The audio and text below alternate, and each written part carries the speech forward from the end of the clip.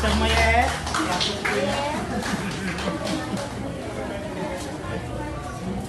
Salamat! Hello po everyone! Hi, Ate Mayet!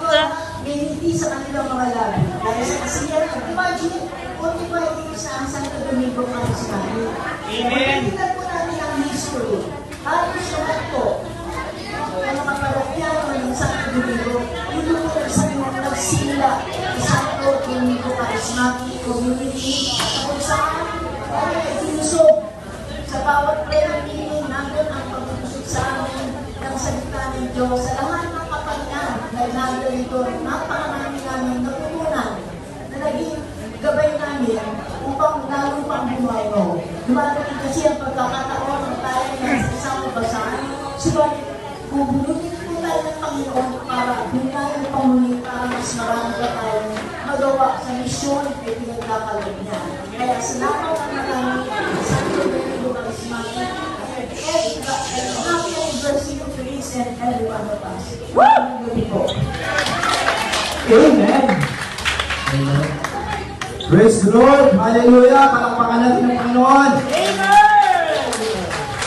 Grabe! 45th anniversary na ang Santo Domingo Charismatic Community. Way back 1997 po ako.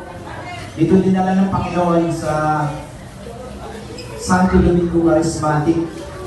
At lahat po ng ministry na ikutan mo na. Wala si Brother Jonathan.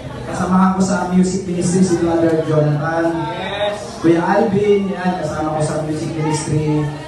Sila Brother Paul. Hanggang napunta ako sa education ministry, napunta ako sa worship ministry, napunta ako sa service ministry na ikutan mo na. Kaya pagdatingan naman sa LSS dati, gusto kong makinig sa mga magagaling na speaker na natutok ng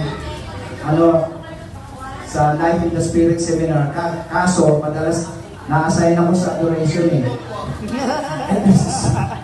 Nananalangin para sa katagumpayan ng Life in the Spirit Seminar. Sabi ko, gusto ko sanang makinig.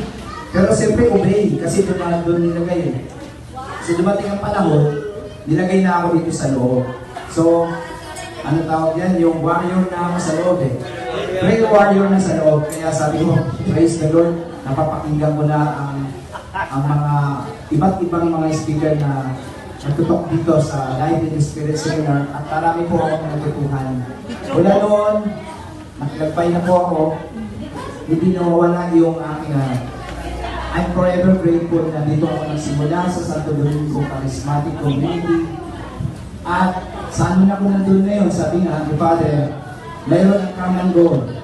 Pero, hindi nawawala ang ating pagkakaibigan. Amen ba? Amen! Kaya tayo, iisa tayo eh. Isa lang ating pinaglilingkuran, walang iba, kundi ating Panginoon.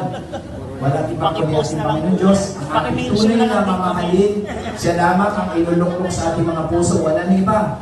Wala na iba sa puso ko't isipan. Amen? Amen! Kundi ikaw lamang, Jesus, ang kailangan.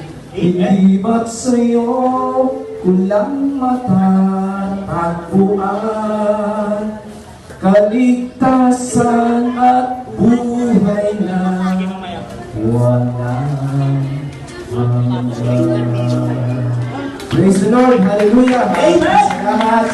God bless you! God bless us all! Mama Mary, loves you! Thank you so much, Brother Ray. Thank you so much for your presence. And Sister Mia,